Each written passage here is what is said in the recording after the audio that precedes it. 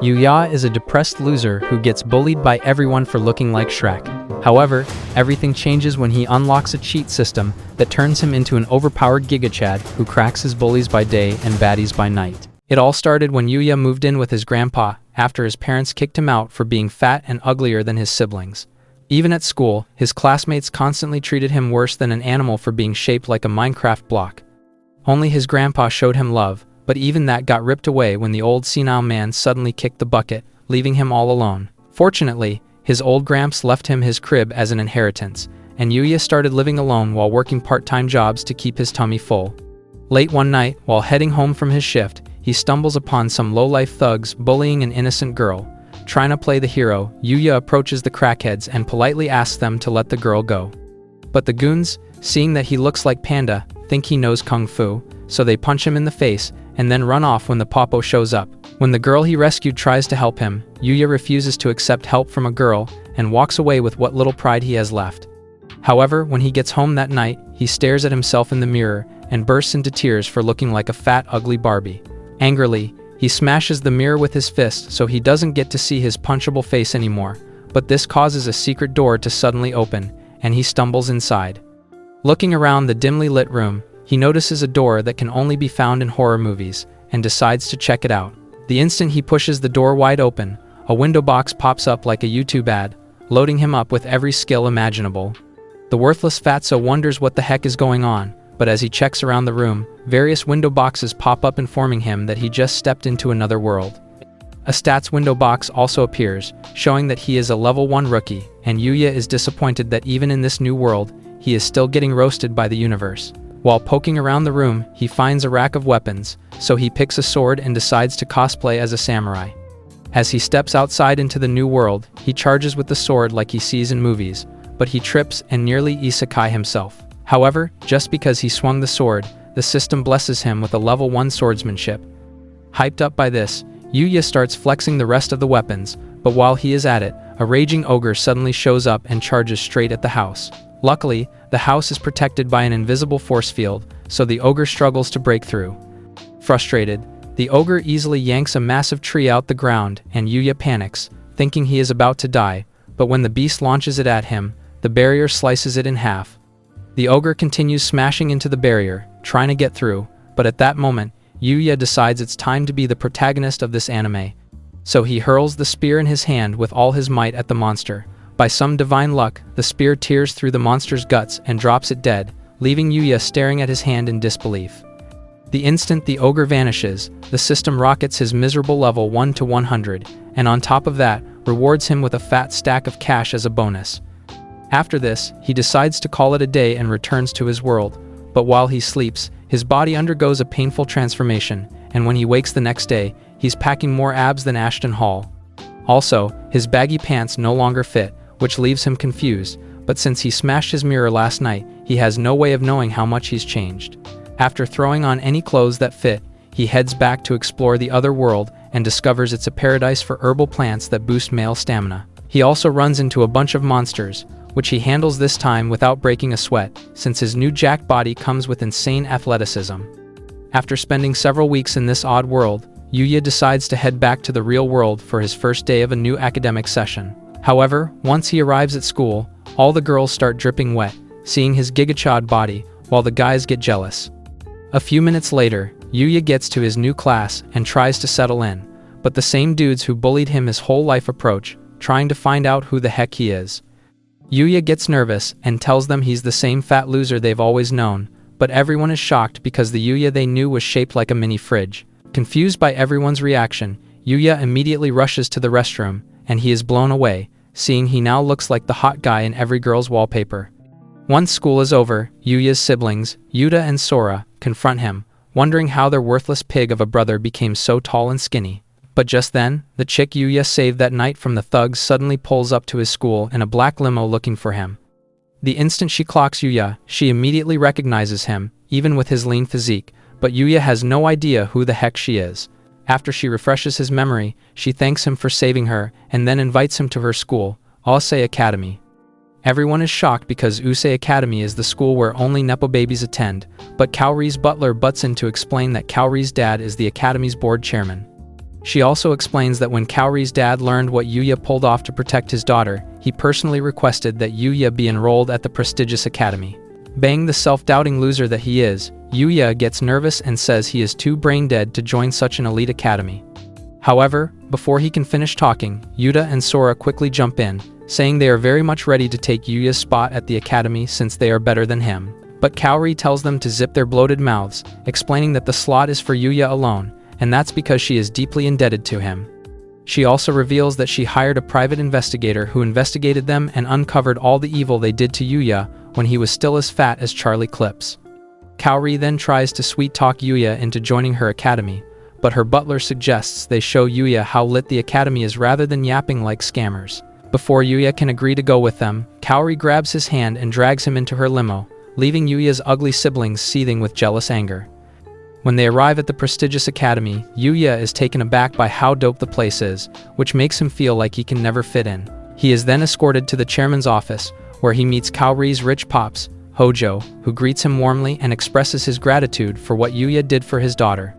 Hojo explains that the academy isn't interested in his dumb brain but in his noble character, and that's why he wants him there. On top of that, he lets Yuya know that if the tuition fee is what's stressing him out, they've already sorted it, so that excuse is completely off the table. Still, Yuya feels a broke bum like himself who's had it rough in life has no business rolling with wealthy prodigies, but Hojo encourages him to challenge himself. His words make Yuya think of his grandpa, and before he can say any more self-deprecating words, Hojo suggests he give the trial enrollment a shot. Just then, a hot teacher named Sawada enters the office, so Hojo wastes no time telling her that Yuya will be trying out in her class. Soon after, Yuya arrives at the classroom door, but he gets nervous, wondering if the students will clown him, as they did at his former school. However, he gathers his balls and, as he steps into the class, he quickly introduces himself, hoping to make a good impression.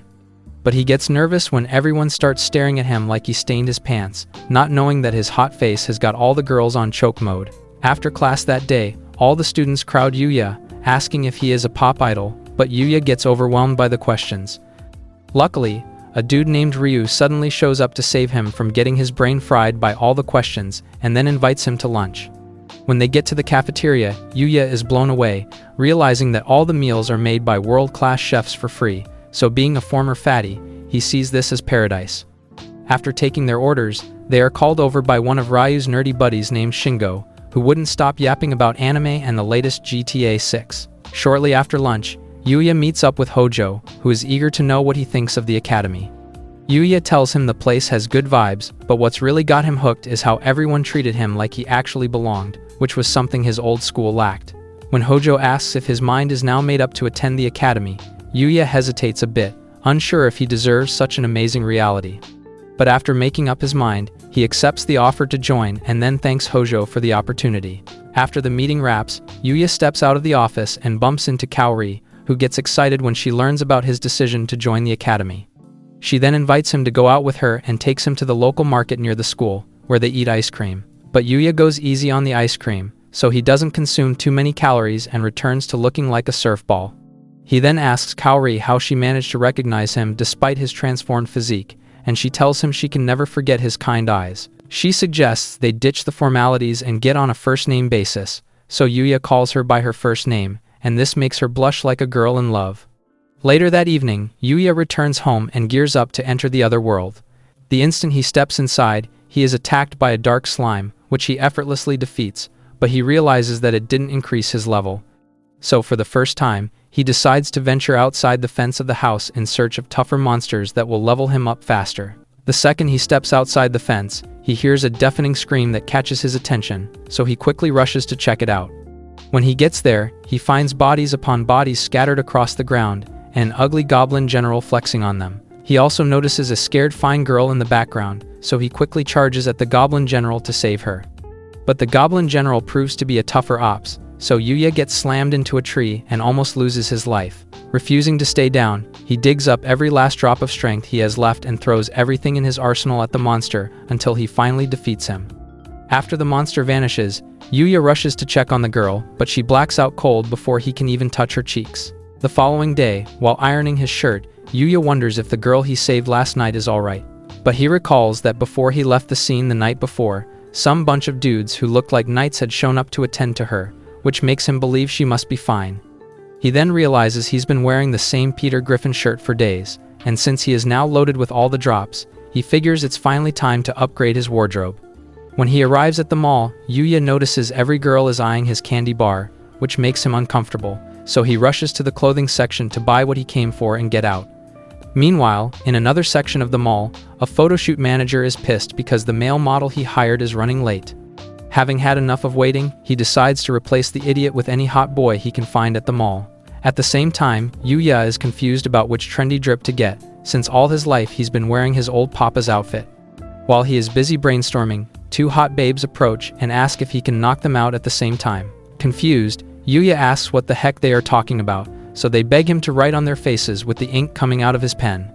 But Yuya apologizes since being a protagonist is more important than getting strung out, and then leaves. While heading down the escalator, he wonders if he treated the girls right, but midway, the photoshoot manager clocks him and thinks he's found his perfect model. So while Yuya checks out other clothes, the manager meets him and manages to convince him to be his male model, working alongside a female model named Miyu. As they take the first round of spicy shots, Yuya's soft parts stiffen up since this is his first time being so close to a girl. Once they wrap up the first round of shots, they take a break, and Miyu thanks him for saving the shoot. But Yuya is surprised at how hard she works, even though they look about the same age. So he decides to put effort into the shoot, but his determination crumbles when the second round of the shoot starts, and Miyu starts plastering her giant cannons on him.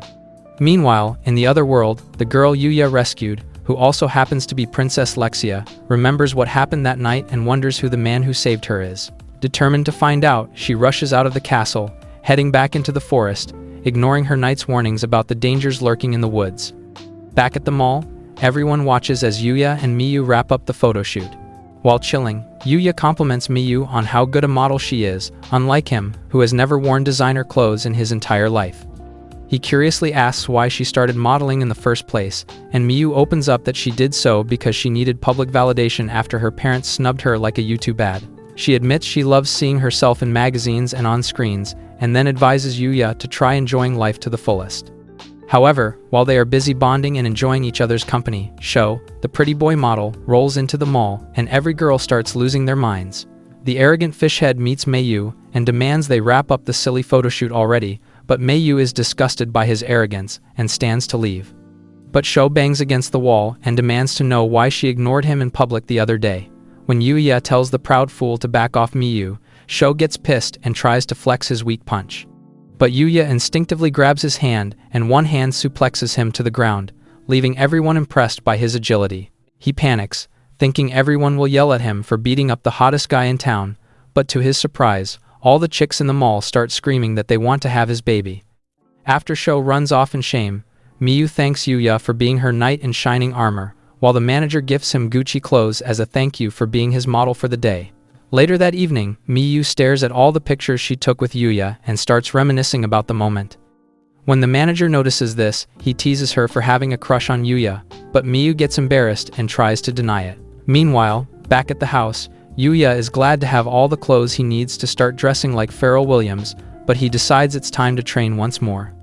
Over in the other world, Princess Lexia and her men get ambushed by some gang of fat-bellied orcs, and a giant orc comes from behind, ready to end the princess. But just then, Yuya shows up to obliterate the orc and save the princess for the second time. The princess clocks him as the Sigma who had already saved her once before, so she approaches and surprisingly, asks him to be her husband. Shocked by this, the head knights tell the princess to chill, warning that for all they know, Yuya might just be some low-life bandit.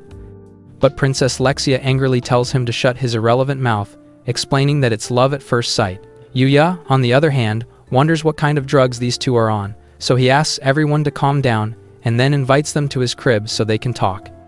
When they arrive at his condo, the head knight is shocked that Yuya lives inside this dangerous forest. However, before saying anything, he introduces himself as Owen, captain of the Knights of the Kingdom of Arcelia, and Lexia also introduces herself as the Princess of the Kingdom.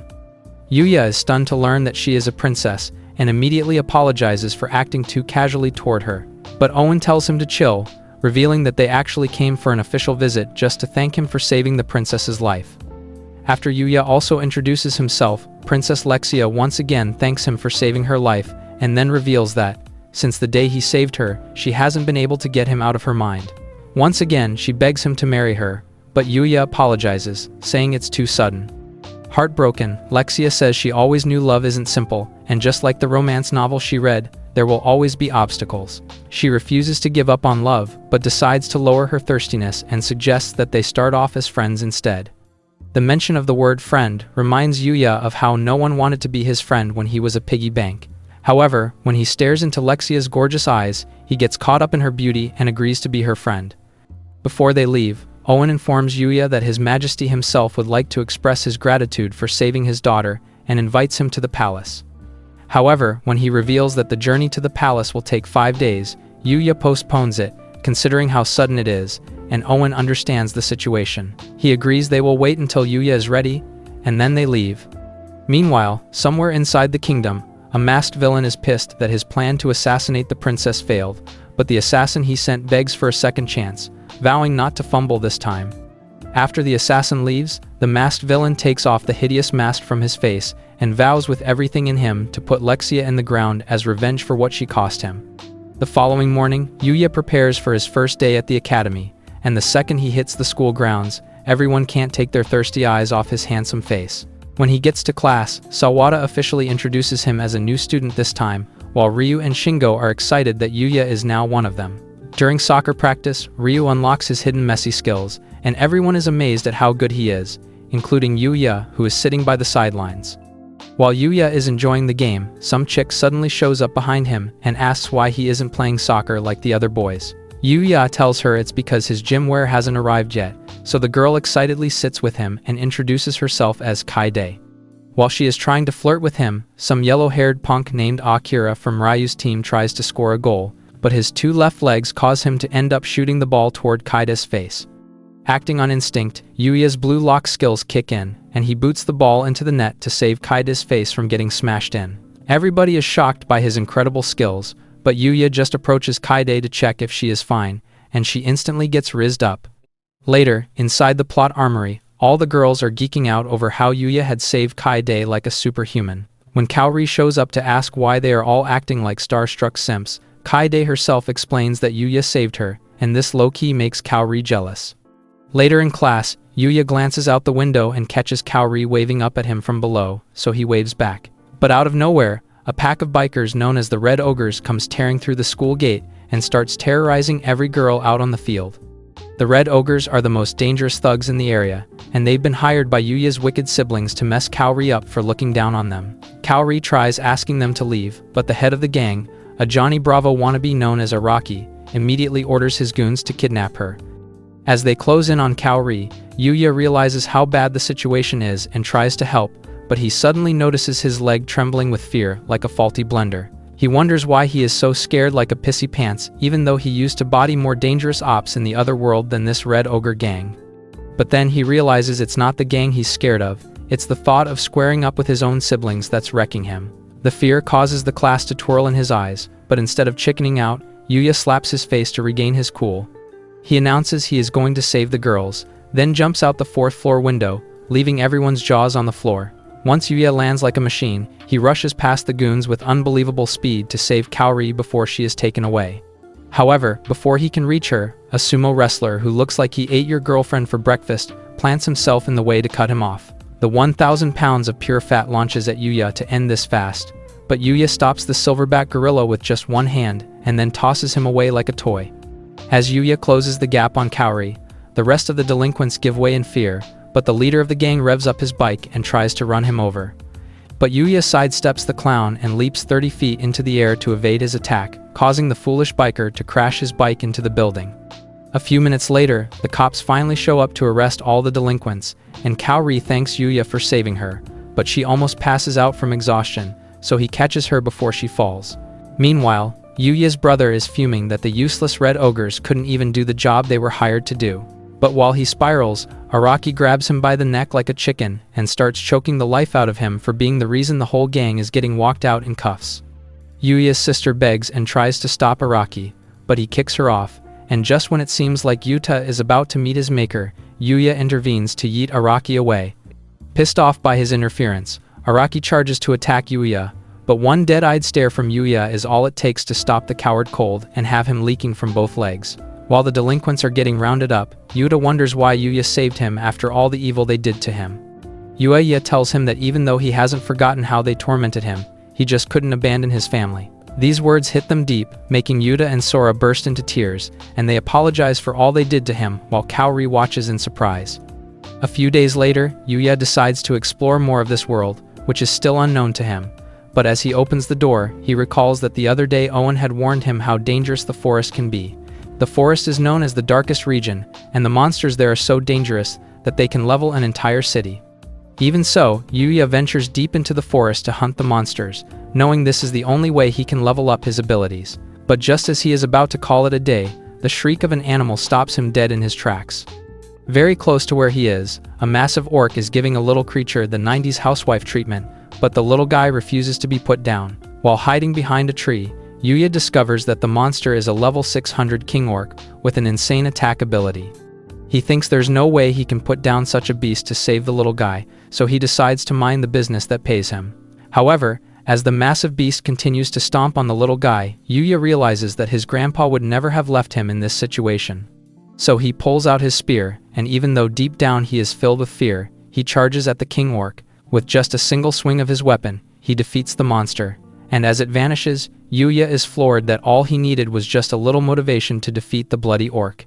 He tries checking on the little pup, but the little guy growls at him in fear and then passes out from exhaustion.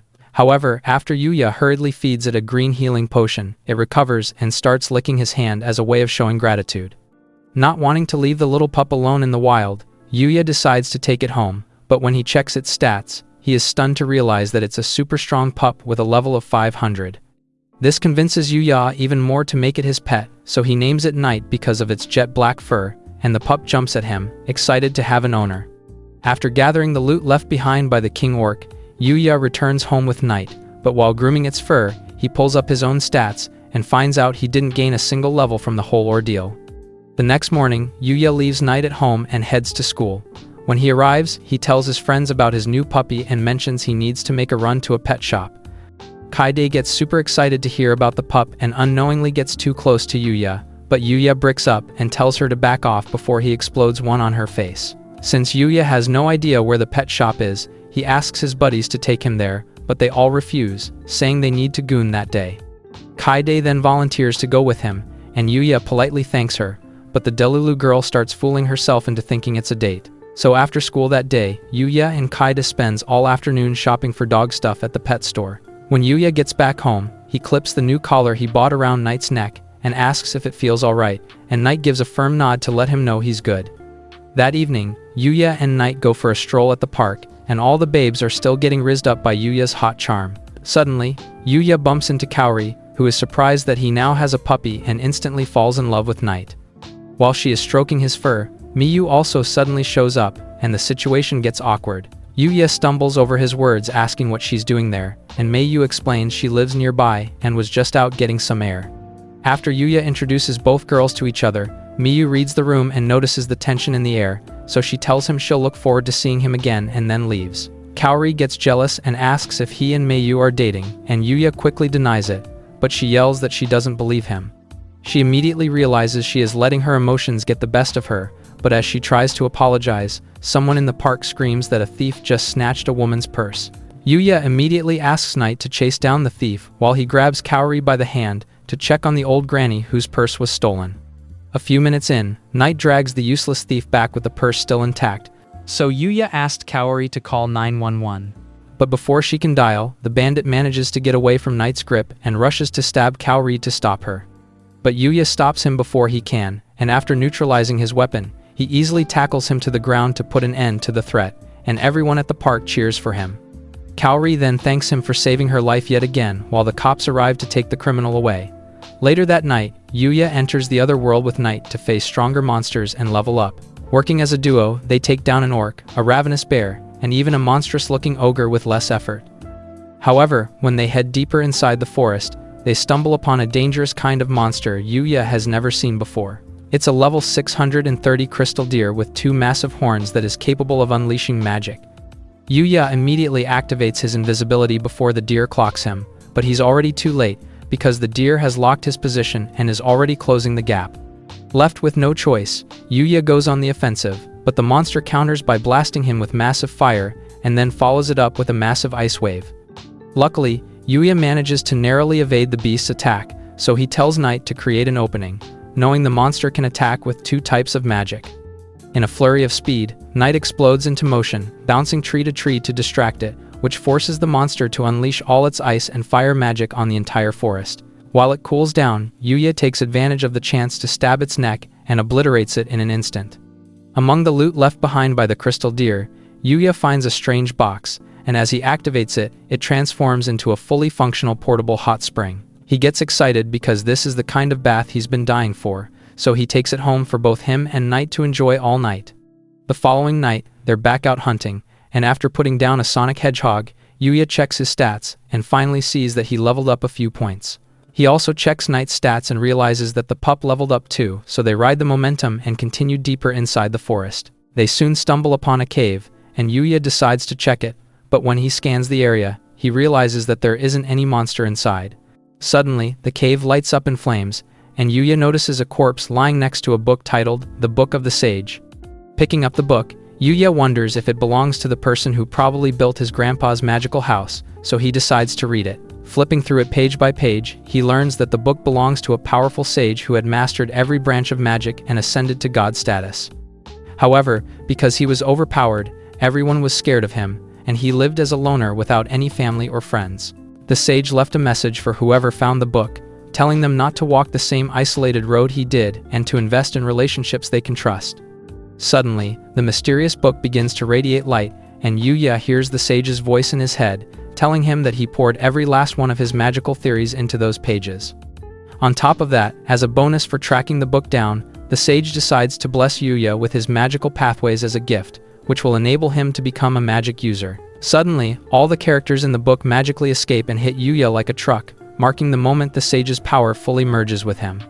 Yuya thanks the old bones of the sage, then takes the book with him to study. When he gets home, he spends the whole afternoon buried in the book, learning how to awaken the sage's magical pathway inside him. According to the book, activating the pathway requires him to tune into the source of magical energy within himself, so Yuya shuts his eyes and starts reaching inward. After a few minutes, he manages to locate the source deep within him, and as a result, a massive surge of Nen energy detonates outward from his body.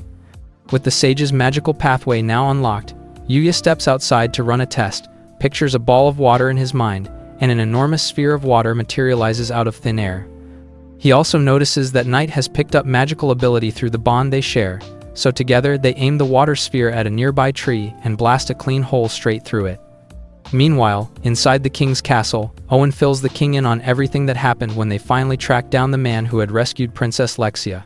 He tells the king that he suspects Yuya must be from another country, given that his name sounds nothing like anyone local and his face matches nobody in the realm.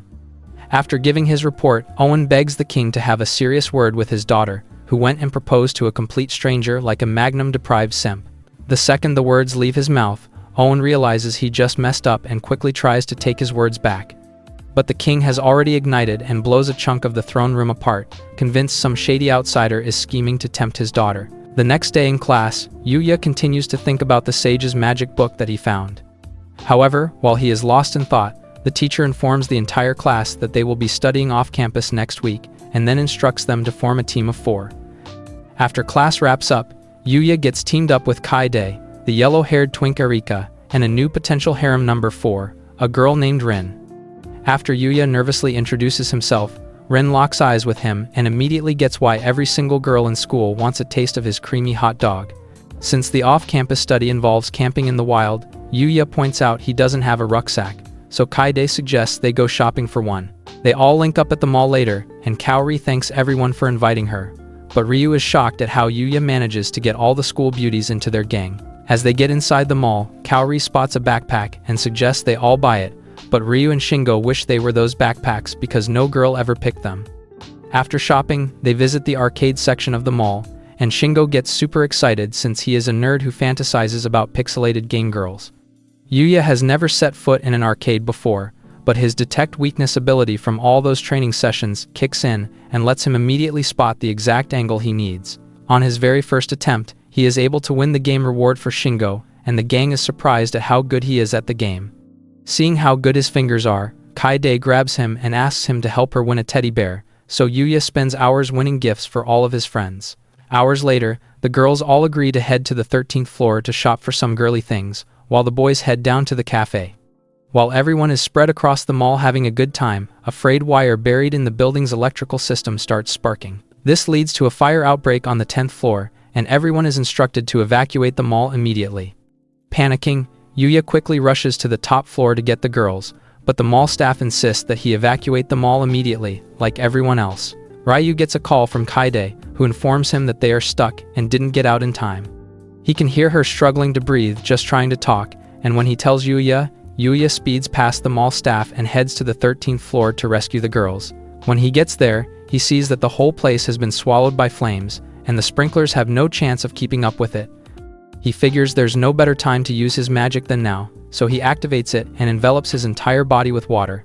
He dashes straight into the fire and eventually locates all 3 girls passed out inside the bathroom. He carries them all like Superman and covers them with his creamy water. But when he gets to the exit, he realizes that all the debris has blocked it off. Thinking about what to do, Yuya realizes that the only way out now is to burst through the ground to the 1st floor, so he channels all his strength to do this. Meanwhile, outside the mall, Ryu and Shingo manage to escape, but they are worried about their friends. Suddenly, a massive explosion rocks the building, and as the dust clears, they are shocked to see that Yuya has somehow burst through to the 1st floor, carrying the girls on his shoulders. With everyone now saved, the firefighters scold Yuya for being so reckless, but when Kaori's father arrives, he thanks him for saving his daughter's life yet again. While heading home that day, Yuya's mind keeps replaying the moment Kaori hugged her father out of fear, which makes him wonder if this is how a real family is supposed to act.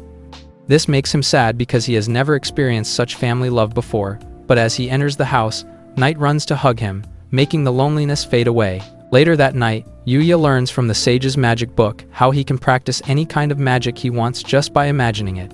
With this knowledge, he decides to try teleportation magic, so he imagines himself inside the forest, and in the next instant, he appears right in the middle of it. This makes Yuya excited as he realizes that with teleportation magic, he would be able to zip back home to feed Knight even while he is on the school trip. Since they are already out in the forest, Yuya decides to do a little exploring, so they head inside a cave where they encounter 2 goblins, and he wastes no time taking them down. The loot the goblins leave behind is filled with various rare equipment, so Yuya quickly stores all of it inside his void box. Exhausted, he decides it's time they head back home, but Knight gets sad and runs off into the distance. Surprised by Knight's weird behavior, Yuya chases after his dog, but Knight suddenly stops and barks at him. Yuya understands that the smart dog is trying to alert him to danger, so he immediately hides his presence using his stealth ability. Peering out from behind a tree, Yuya spots a girl with a busted shoulder ambushed by a large horde of goblins. He immediately tries to save the girl, but Knight drags him back, and he realizes the dog is trying to tell him not to rush in carelessly. Just then, a massive elite goblin shows up and angrily smashes a tree in half, but the injured girl charges at him and slices off his hand. Yuya is surprised at how strong the girl is, but as the goblin general roars in pain, more goblins show up. They eventually overpower the girl and send her flying into a tree with a kick, knocking her out cold. As the goblin general closes in to finish the job, Yuya launches himself in, drops the general on the spot, and saves her. But the fight is far from over as millions of goblin soldiers suddenly show up for the after-party, so Yuya decides to use a new weapon he has never used before. He pulls out a whip from his void box and uses it to strangle the intestines of all the goblins, annihilating all of them. When the sun sets, Yuya decides to carry the girl he saved home before it gets dark, but Knight gets jealous and growls in anger. Suddenly, the girl wakes and gets uncomfortable with the princess treatment, so she forces her way out of Yuya's arms and ends up smacking her head on a tree. Yuya tells her to chill and then offers his green herbs to heal her wound, but at first, the girl refuses, finding him suspicious. After Yuya manages to convince her that he is a nice guy, she accepts the healing potion, and as she takes it, all her wounds heal instantly. Yuya then introduces himself and Knight, but Knight keeps growling because she doesn't want to share his bone with some random chick. After the girl introduces herself as Luna, Yuya asks what she is doing in such a dangerous forest, and she claims she was just training when she got attacked by the pack of goblins. She thanks him for saving her and wishes there were a nearby river where she could wash the filth from her body before she heads back to town. Yuya then offers his hot bath so she can clean up, and Luna is excited because she has never enjoyed such a treatment. She asks him where he got the bath from, so Yuya tells her that he got it from a crystal deer. She is surprised that he defeated such a powerful monster and now understands why he was training in the dangerous forest. She mumbles under her breath that she actually entered the forest at a customer's request, but Yuya didn't hear anything she said. She then asks if she can train with him for a little while, and since Yuya is trying to keep every girl safe in this anime, he agrees. Excited, Luna bursts out of the bath with her bouncy plots on display, and Yuya twitches like a virgin, but she tells him to get used to it. Over the next couple of days, Yuya trains Luna on how to defeat the goblins, and Luna gets stronger. Yuya is glad at how strong she has become and compliments her, but Luna says she needs to get even stronger if she is ever going to complete her mission. He doesn't know what the heck she is talking about, but he lets her know their training sessions have an expiry date because school is a thing that exists in his life, and Luna thanks him sincerely for everything he put into helping her. That night, after training so hard, Yuya decides to chill in his hot bath, but Luna shows up, offering to wash his back. He panics like the untouched virgin that he is and tries to dip, but she grabs his abs and thanks him for helping her, even when she was so selfish. She admits that she will always treasure the time they spent training, but just as she is about to wash his back, her towel falls, and Yuya has a nervous breakdown seeing her bush. The following day, a bus takes all the students to the outdoor trip location. Inside the bus, Yuya is exhausted after a long night of cracking Luna and tries to get some sleep, but since everyone is playing a card game, he decides to join in and ends up winning. When they arrive, teacher Sawada immediately informs everyone to change their clothes and assemble in the hall so she can explain the details of the off-campus study. A few moments later, everyone gathers in the hall, so Sawada explains that they'll be living out in the wild for 2 full days and will be responsible for finding their own food the entire time. The students protest, saying it could be dangerous, but Sawada calls them a bunch of spoiled wusses and tells them that passing this field course is an essential part of their assessment. Once they all get inside the forest, Yuya and the gang wonder how they will build their tent, but Akira assures them that his elegant skills have got them covered. But Rin whispers to Yuya and Kaide, suggesting that they shove the idiot aside, so Yuya and Kaide slip away to go fishing, leaving Akira standing there in his feelings. Down at the river, all the students are too useless to catch a single fish, and Ryu complains that all the fish are on vacation in the Bahamas. With everyone feeling hopeless, Yuya quietly activates his heightened perception skill to pinpoint exactly where all the fish are. So he takes Kaide to a separate area where they can fish in peace, and Kaide is surprised to see so many fish.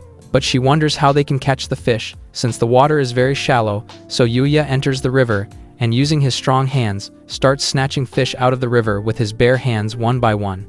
His showing off attracts the rest of the students, and they wonder how he managed to acquire such amazing reflexes. Meanwhile, in the other world, Luna practices by ripping the skulls off dolls using her secret weaponized thread. Thanks to the training she had with Yuya, her skills are much sharper now, and this makes her think of his hot face. Since she was a brat, she has been an assassin who took the lives of many without mercy, but meeting Yuya has made her start to second-guess this kind of life. However, she dismisses the feeling and reminds herself that she didn't earn the title of the headhunter by getting soft, so Yuya needs to get out of her head. Back at the camp, Yuya and Kaide return from fishing, and Rin is surprised by the amount of fish they were able to catch in just a short time. Kaide explains that Yuya caught all of them with his bare hands, so Rin asks what else his amazing hands can do. Embarrassed, Yuya tries to ignore the question, but he notices Akira on the ground twerking his cheeks and asks what his problem is. Akira reveals that Rin had been using him non-stop to handle various tasks, and when Yuya tries to show concern, the petty drama king insists he is fine. Later, Yuya uses his detection ability to scan all the food they managed to gather and takes out the dangerous ones. Once that's handled, he asks who would cook, but the gang stares at him like he is speaking Wakanda because they've never cooked in their entire lives. Shortly afterward, Yuya and the gang take all they've gathered to the inspection center to show Miss Sawada, and after she goes through their hall, she gives them their flowers for pulling it off. She gets excited about the possibility of a big bonus if her students finish the field trip with flying colors. However, before that can happen, their cooking needs to be graded too, so she asks who would do the honors of cooking. The rest of the gang shamelessly point at Yuya to do the cooking, so Sawada begs Yuya to do his best, because her fat bonus check is riding on him. She also promises that if he manages to pull it off and get her the bonus, she will also gladly ride him too. Later in the camp's kitchen, Yuya gladly takes on the role of chef and, After cutting up all the food, he fries the fish to make the perfect meal.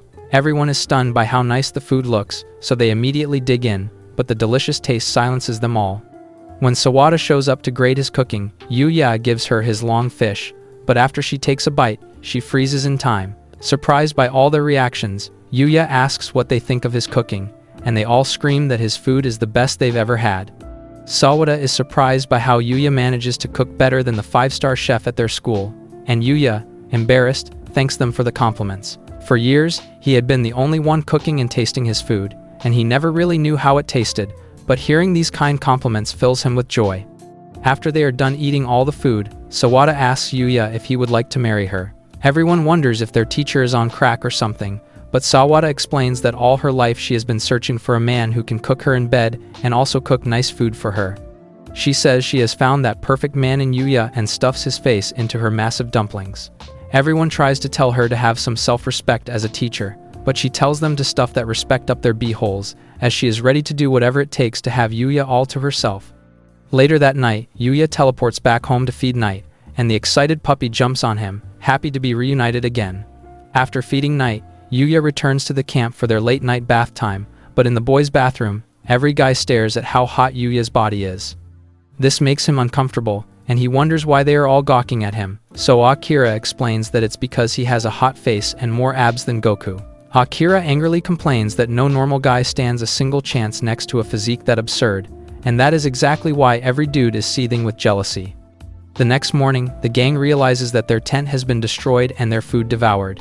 They wonder whether a thief is responsible, but Rin suggests they gather more food instead of whining all day. Akira is in tears, but Rin tells him to suck it up and come along, so he runs to meet them and hides the fact that he just saw a bear's footprint. While everyone else is busy gathering mushrooms, Akira freezes at the sight of bear scratches on a tree, but luckily, Yuya notices him in time. However, before he can warn the rest, a giant raging bear shows up and starts chasing everyone down. They all run back to the tent, but this only makes matters worse as the bear chases them inside the camp and starts wrecking the rest of the tents. The useless teachers immediately ask all the students to hide behind them, and Sawada gestures for the girls to come hide with her. But the angry bear spots them and attacks, so they run toward the rest of the students. Unfortunately, Sawada trips and falls, and the bear comes charging straight at her to rip her apart. But Yuya notices this, and just as the bear is about to rip her face off, he steps in between them and holds the beast in place. The bear tries to attack with its sharp claws, but Yuya sways side to side like Jagger and eventually Brock Lesnar's the bear to the ground, knocking out the threat. Everyone is shocked by what they just witnessed, and Sawada thanks Yuya for saving her life. She asks if he would like to violate her throat as a reward, but the useless virgin shyly refuses, so she tells him she'll keep waiting until he is ripe enough. Shortly after, the forest rangers pull up, and once they get the bear secured, Kaori suggests the beast serve as a guard dog, and if it ever goes feral again, they can enjoy it as a meal. A few days later, the off-campus trip comes to an end, so Yuya crosses back into the other world to make good on his promise and meet Lexia's father. Not long after, Princess Lexia's carriage pulls up, and she is excited to lay eyes on her crush again. Owen suggests they start the trip to the palace, but just as Lexia is about to usher Yuya into the carriage, Knight explodes into action and tackles her out of the way. Everyone is thrown off by what Knight just did, but then a nearby tree comes crashing down, and Yuya spots strings attached to it. He remembers these were the same strings Luna used, which makes him suspect she must be the one who attacked the princess, and Knight was only protecting Lexia. He asks Knight if he can track down the assassin's whereabouts, and while Luna is furious that her attack missed, she is suddenly taken down by Yuya.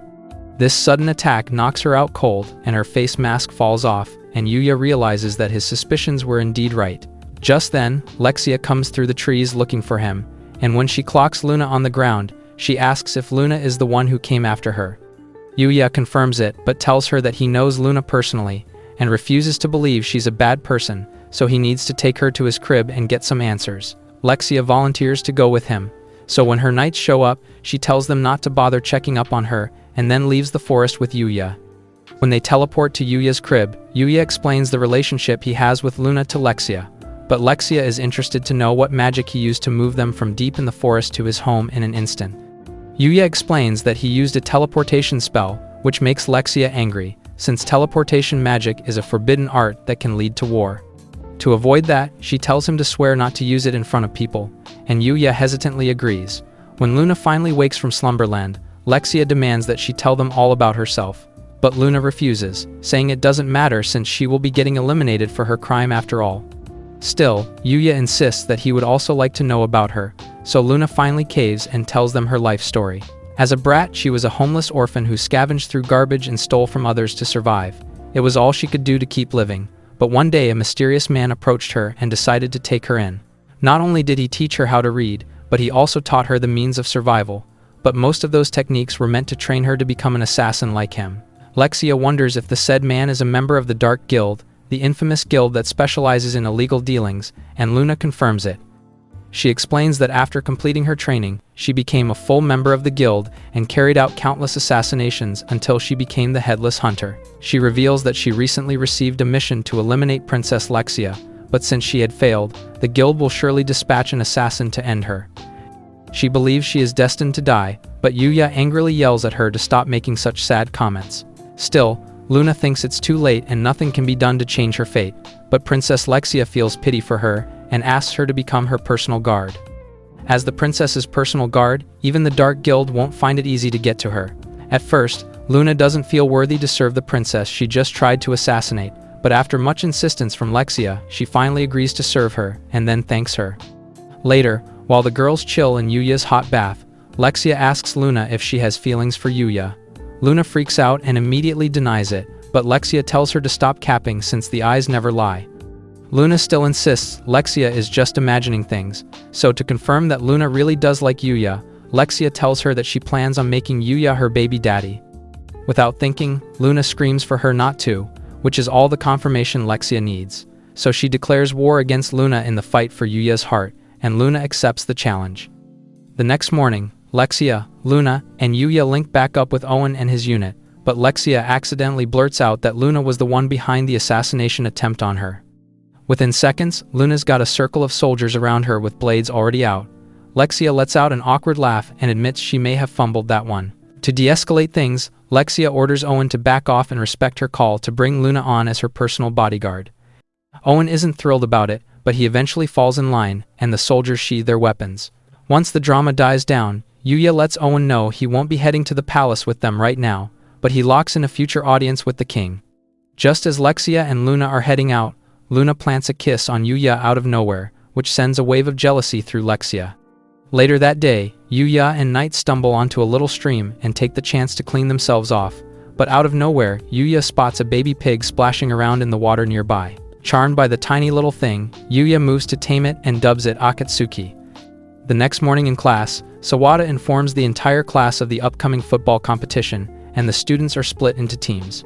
When the football match starts, Yuya decides to be his team's goalkeeper, while Ryu, also on his team, showcases his Ronaldo skills to score a goal.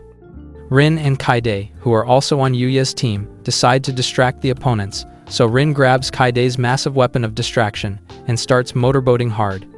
This causes all the useless simps on the opposing team to lose focus, but only Akira, who plays for the opposing team, chooses not to simp. He drives the ball toward the goalpost, and when he comes face to face with Yuya, he shoots the ball, expecting to score. But Yuya catches the ball with one hand, surprising everyone, and then throws it with enough force to score a goal in the opponent's net. The next day, Yuya puts his ping-pong skills on full display, leaving everyone shook by just how dangerous he is with a ball. Right after school wraps up, some industry recruiter rolls up on him, practically drooling at the thought of signing him to showbiz. But Yuya shuts that down immediately, and the people around him cannot believe what they just witnessed. His boys try talking some sense into him, reminding him this kind of shot only comes once, and that there'd be no shortage of fine shorties involved. But none of that moves Yuya even a little. He makes it clear that right now, all he really wants out of life is to be a normal schoolboy. Entertainment President Hikaru, who had been lurking in the background watching everything go down, walks away visibly let down by Yuya's answer. Just then, Miyu swoops in and kindly asks the president to back off, warning against pressuring Yuya too hard. Meanwhile, Yuya's buddies stands there baffled, watching a top-tier model casually chop it up with their idiot friend like it's nothing. Clocking the bewildered looks on their faces, Yuya scrambles to explain how he somehow wound up in exactly the right spot and stumbled face first into a photo shoot. However, the conversation gets derailed when Kaori comes sprinting over to chase down a pamphlet that drifted over to their little group. The president scoops it up, sees it's about Osei Academy's ball tournament, and immediately hatches a plan to plug Yuya into the entertainment world without tanking his academic life. Without bothering to explain any of this to a confused Yuya, he hauls his poor secretary off toward the principal's office, with Miyu tailing them close behind. That night, Yuya heads into the other world with his pets, Akatsuki and Knight, and they waste no time getting into it with a bunch of skeletal monsters. Once those things are handled, Yuya pushes further into the forest to see what else is out there. It doesn't take long before trouble finds him, and what he runs into is unlike anything he's gone up against before. With the terrifying mithril boar bearing down on him, Yuya throws himself in front of his pets to shield them. But then, out of nowhere, a rabbit materializes and one-shots the boar with a single devastating kick, leaving Yuya completely speechless. And as if that wasn't wild enough already, the rabbit casually says hi and Yuya is shocked to see Talking Tom in person. Yuya nervously stammers out his thanks to the mysterious kick rabbit, who responds by arrogantly demanding that Yuya and his companions show off their kicking game right then and there. Akatsuki goes first and gets absolutely roasted by the rabbit, then Knight follows up and ends up pulling slightly less terrible marks. Then Yuya steps up, throws his kick, and earns himself a genuine smile from the rabbit, who straight up acknowledges that the boy has real talent. Not giving Yuya even a second to catch his breath, the kick rabbit declares that training is starting immediately and proceeds to unleash a relentless barrage of attacks on him. After what feels like the longest, most brutal night of his life, the kick rabbit finally drops the bombshell that he's actually a deity who has handpicked Yuya as his successor. Confused, Yuya asks him to run that back, and the kick rabbit lays it out. There are loads of deities in this world, and their whole deal is wiping out malice wherever it festers. Taking in the weight of all that, Yuya asks straight up whether turning down the successor role is even on the table. The kick rabbit guilt trip, telling him sure, he can say no, but that'd leave the world wide open since the fight against evil is seriously short on soldiers. Yuya ultimately turns it down anyway, but lets the rabbit know he's dead serious about getting strong enough to keep the people he loves safe. The kick rabbit respects the call and sends him off with a warning that the training ahead is only going to get nastier from here. Before the next session kicks off, the kick rabbit asks Yuya to teach him some magic so he can also throw his weight into the battle against malice. Yuya's down for it, but as part of the agreement, the kick rabbit makes it mandatory that Yuya go toe-to-toe with the king mithril boar as payback. He struggles out of the gate, but eventually puts the beast down, shocking even himself in the process. Afterward, the kick rabbit reveals that the malice coming their way is in a completely different tier from anything he's dealt with, and going at it solo would be suicide. But thanks to everything they've ground through together, Yuya comes out the other side, a noticeably upgraded version of himself. The next day at school, Yuya shows up to the ball tournament, where the entertainment recruiter pulls him aside to remind him to look sharp, since he's basically the main attraction. When the ping pong match gets underway, Yuya's opponent steps up, looking like he lives in the gym. Clocking just how terrifying this dude is, the president's secretary drops the info that this guy is known throughout the ping pong circuit as the Sniper. He lives up to that reputation in round 1. But being the main character that he is, Yuya destroys the entire ping pong table on the second serve. However, this scares him, so he withdraws from the match and leaves, glad that no one got injured. But suddenly, Kaori shows up and drags him away, explaining that her volleyball partner went down with an injury, and she wants him as a replacement. The second the game starts, it becomes painfully obvious to Yuya exactly why Kaori's last partner got hurt. The girl is an absolute disaster at badminton. Yuya sighs, locks in, and proceeds to carry the entire match on his back, and it pays off in the end, because Kaori rewards him with a surprise kiss that he definitely did not see coming. Back in her office, the president is melting over Yuya, and already cooking up a scheme to strong-arm him into joining her company. Back at his place, Kaori has come over and is walking Yuya through his schoolwork. When Yuya thanks her for the math help, Kaori brushes it off and points out that he's returned the favor by helping her with English and classical subjects. Yuya then casually lets it slip that languages come easy to him because of his language comprehension ability, which sends Kaori's brain into buffering mode. But he scrambles to walk it back by laughing it off and calling himself a little strange. The day before, the two had been strolling home together when Kaori brought up their upcoming exams, but Yuya admitted, with mild panic, that numbers really aren't his thing. Kaori looked genuinely shocked, saying she never pegged him as someone who'd struggle with anything, so she immediately offered to swing by his place and help him get a grip on basic math. Back in the present, Kaori is wearing a quiet little smile, convinced she's scored an edge over every other girl circling Yuya. She politely excuses herself to find the bathroom, leaving Yuya alone to sit with the realization that this is literally the first time a girl has set foot in his house. After a few minutes tick by without her returning, Yuya starts spiraling with concern and goes looking for her, only to find her frozen in place right outside the gateway to the other world. Kaori stumbles over an apology, saying something about the room just pulling her in without explanation. Yuya then nervously comes clean and tells her that the room is a doorway to another world. He tells Kaori to place her hand on the door, explaining that the portal only opens for people he's personally approved. Still trying to process everything, Kaori asks what he actually means when he says another world. Yuya breaks it down for her that it's nothing like Earth, it runs on magic. It's crawling with monsters, and there are genuinely evil forces operating in it. To back all of that up, he conjures a floating water ball on the spot. Kaori takes him up on it, and the moment she steps through, she's completely blown away by everything her eyes land on. The status window pops up out of nowhere, and Yuya walks her through how the system works, explaining that literally everything in this world gets quantified. He owns up to using this world to completely look Max himself and cheating his way out of being the unattractive mess he once was. Rather than holding that against him, Kaori just makes him promise to bring her back again sometime. Over at the palace, King Arnold is grilling Owen about where Yuya is when Luna cuts in and admits it's her fault he didn't show.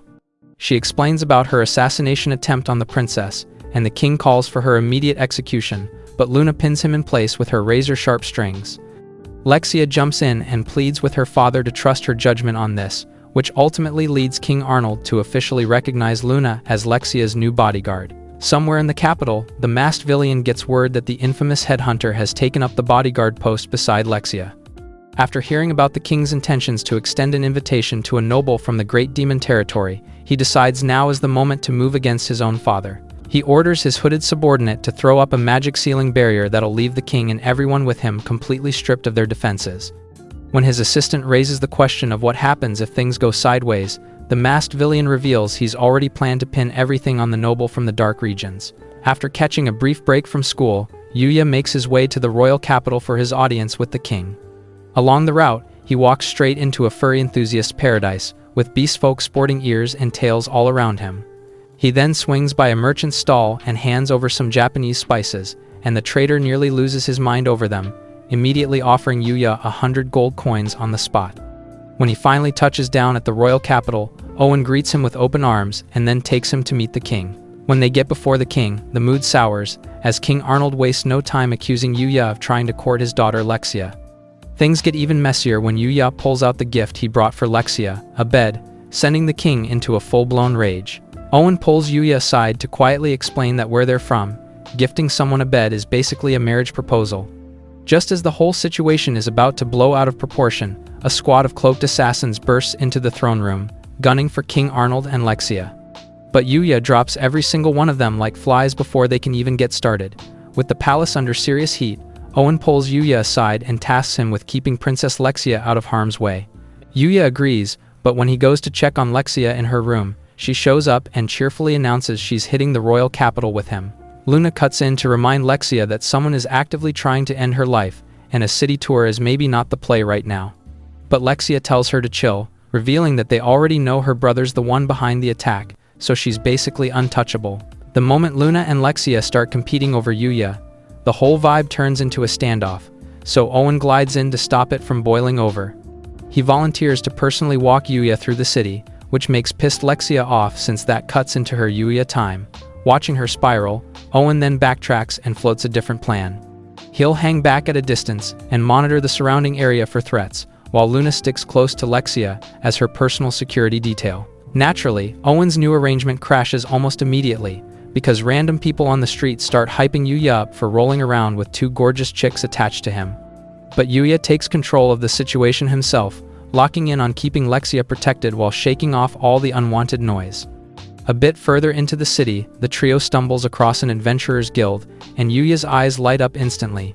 Luna clocks his reaction and suggests they both go ahead and sign up as adventurers. Not wanting to be excluded, Lexia gets heated and throws it in Luna's face that she's already on payroll as her bodyguard, but Luna just smirks and dares her to register anyway. For the sign-up, the receptionist has Yuya press his hand against a crystal ball to measure his magical output. But the second he touches it, the whole thing explodes into pieces, leaving everyone in the room completely shook. On top of that, the receptionist clocks that Yuya can command 3 types of magic, which is apparently something nobody has ever pulled off. Low-key, Yuya internally pats himself on the back for leaving out the full details of his magic on the registration form, because that would have sent everyone into full meltdown. After Emilia, the receptionist, officially logs Yuya into the guild and tells him he's got free reign to pick whatever quests he wants. Right as he's about to browse his options, a too-hot-to-handle adventurer named Grena rolls up and throws herself at him, making zero effort to hide that she wants him. But Lexia and Luna both snap, jointly telling Grena to get in line and wait her turn. Yuya, sandwiched between all that drama, just locks his eyes on the task and keeps moving. Later on, Yuya and the girls grind through the area hunting medicinal herbs until Owen comes sprinting in with news that they've pinned down Prince Rygar's exact location. Yuya leaves with Owen on the spot, and before heading out, Owen tells Luna to get Lexia back inside the palace walls safely. Shortly afterward, they arrive at the prince's hideout and surround the place. With nowhere left to run, the nutcase prince starts spiraling and considers taking his life rather than facing what's coming. But Yuya shows up right at that moment and stops him from going through with it. Then, out of thin air, some mystery girl shows up and tells Rhaegar he blew his assignment, so he must die now.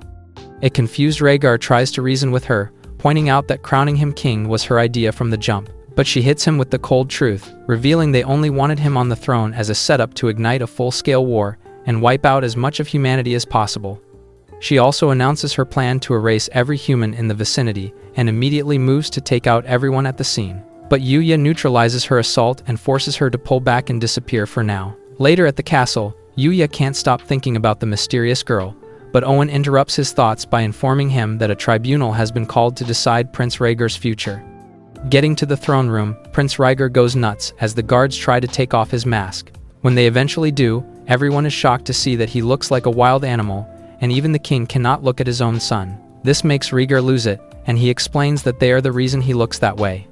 Years back, when Lexia had lost control of her magic, he was caught up in it, and this not only deformed him but also drove him stark raving mad. His bloodlust to take the life of his sister increased, so the king had to banish him from the palace to stop him from ending Lexia's life. Still, his destructive impulses toward Lexia didn't stop, but only made him more desperate to assassinate her. Because of his disgusting looks, everyone looked at him like an abomination, and hearing the prince say all this reminds Yuya of when he suffered a similar fate. This makes him want to help Rhaegar, so he pulls out his green healing potion and asks him to drink it. Prince Rhaegar refuses, so Yuya forces the drink down his throat, and in an instant, all the bruises on his body vanish, transforming him back into a fresh dude. Everyone is shocked, but still, Rhaegar lets out a hollow laugh, insisting that even with his burns wiped clean, his end is already written. But Lexia turns to her father and tells him she's choosing to forgive Rhaegar for coming after her. The king tries to explain the gravity of Rhaegar's crime, but the princess insists that she doesn't give a middle finger and is ready to forgive him. Cornered, the king agrees to scrap the death penalty, but as punishment, Rhaegar is relieved of all the lands he owns. The next day, Yuya trains to get stronger so he can defeat the mysterious girl, but suddenly he gets attacked by a massive explosion. Luckily, he manages to jump out in time, and that's when the assailant reveals herself to be the same mysterious girl. Meanwhile, Kaori crosses into the other world at the absolute worst moment, right in the middle of Yuya squaring off against one of his nastiest opponents yet. Lucky for everyone, Kick Rabbit rolls up just in time, planting himself between Yuya and the girl, revealing her name to be UT. He begs UT to let go of her revenge quest, but she's not budging, swearing to make humans pay for betraying and murdering her master. She blasts the area with her malicious power, putting everyone in serious danger. But right when things look cooked, Akatsuki jumps in, slamming his purity against UT's darkness and shutting her down completely. With UT folded, Kick Rabbit casually tells Yuya that she has lost her vile powers and Yuya might as well draft her into his ever-expanding harem, and then hops away. Yuya carries UT to safety, and Kaori rushes out of hiding to meet him, but Yuya spots a deadly monster behind her and quickly takes care of it before it harms her. After setting UT gently on the ground, he approaches and explains that hunting monsters is his everyday life. He asks if she sees him as a monster now and is scared of him, but Kaori says she doesn't and admits that, to her, he has never changed and is just like the very first time he saved her. Comment Rizlord if you watch this recap to the end, and if you enjoy anime recaps like this, subscribe to the channel and watch this next video.